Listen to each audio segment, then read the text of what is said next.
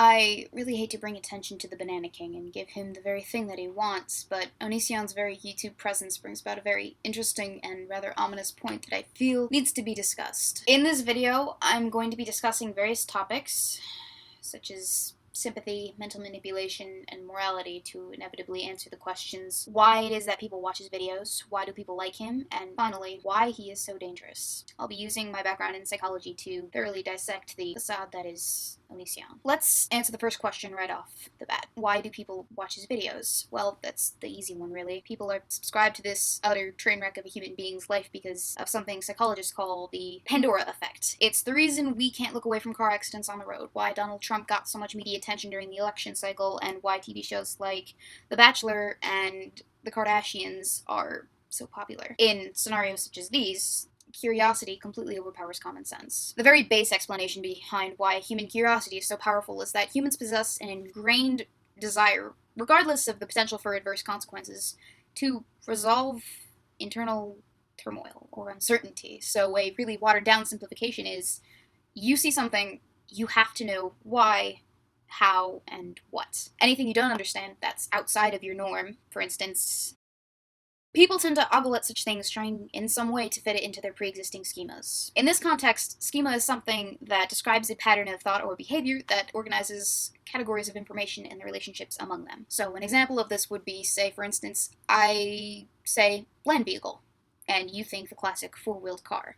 However, if I was to show you a picture of a motorcycle and you had no idea what this was because you'd never seen it before, you'd have to expand your already existing schema for land vehicle to include a two-wheeled motor transportation. It's why babies stare at everything, because everything to them is new and they have no pre-existing schemas. Now, the Onion Boy is a rather curious case of the human condition, because while he certainly looks the part, his overall behavior is far outside the normal. From his basic logic and reasoning skills to his polyamorous ways, he has a rather lax view on the nuances of the real world. And again, for anyone questioning this image, one, they're covering up the same amount of skin you would see covered up at a swimming pool. So if a swimming pool is appropriate, then this is appropriate. While yes, generic female underwear is pretty much exactly what you would expect to see at your local pool or beach, there's nothing wrong with bathing suits. In that context in which you are at the beach or the pool, there's probably not a strange random 30-year-old man asking random women from all over the world of every age to pose in pictures for him to critique later on for a good million-plus people to see online forever. I'm not saying that Onision is a pervert. I'm certainly insinuating it for my own internal amusement, but no, he's not a pervert. He's something a lot darker, but I'll get to that. So I'm going to answer the second question, why do people like him? And I'm going to tell you right off the bat, it's not because he's the most honest YouTuber on this platform, no matter how much he insists he is. Sure, it may have to do with what one could call his blunt honesty, but that's not so much honesty rather than the fact that a lot of what he says is unconventional. It's like a child that has no filter from its brain to its mouth. Similar to that kid in your class who would always mouth off to the teacher. They would do it in a way that would get a lot of laughs that was as much refreshing as it was disrespectful. That kid was always popular, but now that you're older, you look back and you think to yourself, wow, what a jerk. The simple fact is that Greg is arrogant, constantly insisting he's better than a whole host of other people because he's a vegetarian, he's feminist, he's honest, the list could go on. And if you repeat something often enough, I'm better than you. There's this incredibly stupid thing on the internet where really dumb girls hold up signs explaining why they're against feminism. You people are so f***ing stupid. And this is me explaining not only why some girls are against feminism, but why you're a total f***ing moron for being against feminism. Some people will start to believe it. That very confidence that insists that he's better than a portion of the population is what attracts 100 to 300,000 viewers in his daily videos. The reason that a lot of girls state absolute jerk-offs is the same reason Onision has such a vast fan base. He's decent looking enough, and his arrogance is construed as confidence, the ideal recipe to tap into the fan base's deeply ingrained instinct to find a suitable mate. Sure, the fame and open relationship with his wife doesn't hurt either.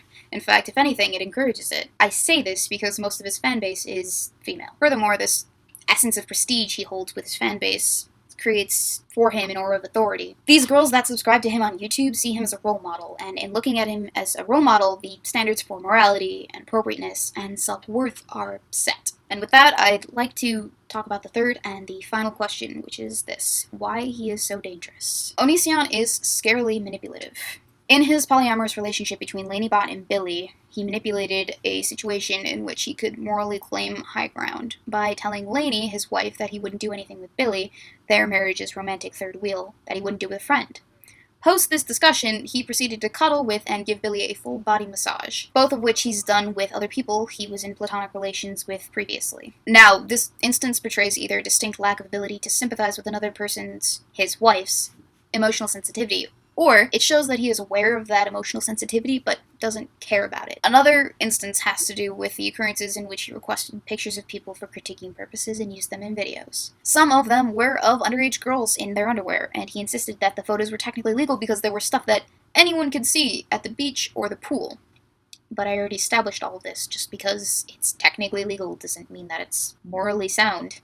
Or socially acceptable, for that matter. And the most current allegations occurred in tandem with the most recent breakup with Billy. What came out were messages depicting how, exactly, she could make up for past transgressions. Some suggestions by Onision were things such as getting chained to a wall in their basement, shaving off her eyebrows, dyeing her hair, getting a tramp stamp that said liar, and familial isolation, things like that. None of which were suggestions he came up with for himself, pending his earlier full-body massage and cuddling transgressions with Billy. In fact, Lainey and Greg went to therapy, which is probably what should have happened, would have been the best course of action for these people, but I digress. The point I was trying to make about Onision's suggestions is that they were primarily degrading, humiliating, and overall a power play. Now, get ready, because we're about to learn some psych history, guys. In the 1960s, Stanley Milgram conducted an experiment, in which he placed the subject in a room with a shock generator and switches that went from 15 in increments of 15 all the way up to 450 volts, that is. In another room, he placed an actor with electrodes strapped to them. Now, the subject didn't know that the actor was an actor. He thought that he was another subject. Anyway, Milgram tells his subject in the room with the shock generator that after the first mistake the person in the next room makes, they must press the switch that says 15 volts, and for each subsequent mistake they make, they are to increase the voltage by 15. On the fifth mistake, the person groans, of course, because 75 volts, who wouldn't?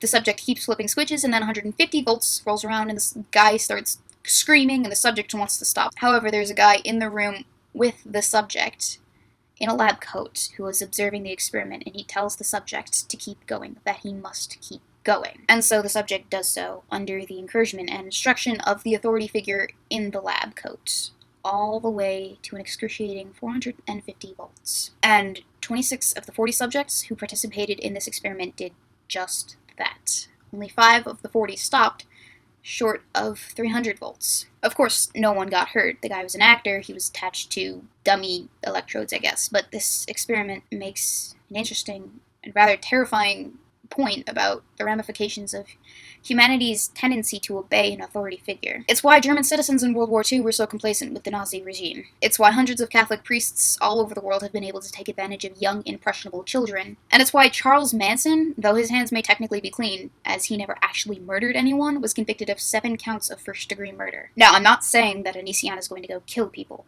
start a genocide, or have his way with children. I'm saying that over 1 million subscribers, impressionable girls. That is an immense amount of power in the hands of someone who has proven himself to be both manipulative and severely lacking in conventional morality. And something needs to be done about it. I'm going to go off script here, actually, for a little bit, because I'm going to talk from deep down. In scenarios such as these, it is the tendency of people to disregard things, either because it's not their place, or they fear being wrong, or they think that someone else is going to come along and do something about it. But that very bystander effect, that very thought, that doubt, that idea that it's not your place, is exactly what allows people to get away with bullying and atrocities everywhere. It's a big part of the reason why the world is so screwed up, and I implore people to actually say something and take a stand and call this fucker out for what he is. And that is an immensely manipulative, borderline emotionally abusive, no, not even borderline, he is emotionally abusive creep who needs to get knocked down a peg or two. So yeah, I spent 3 hours working on this, sorting all my thoughts out on a piece of paper for you guys, and trying to make it as clear and concise as possible, but it still ended up being like 8 pages long. Granted, I was double spacing. it needs to be said, and I've said it, and now I'm done.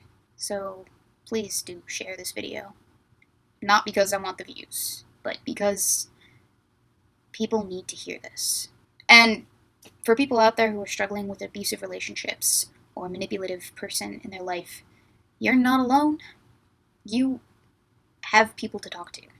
I'm here. Message me on Twitter, DM me, comment, I don't know, your story in the comment section below. Just do whatever you have to, guys. Your life, live it.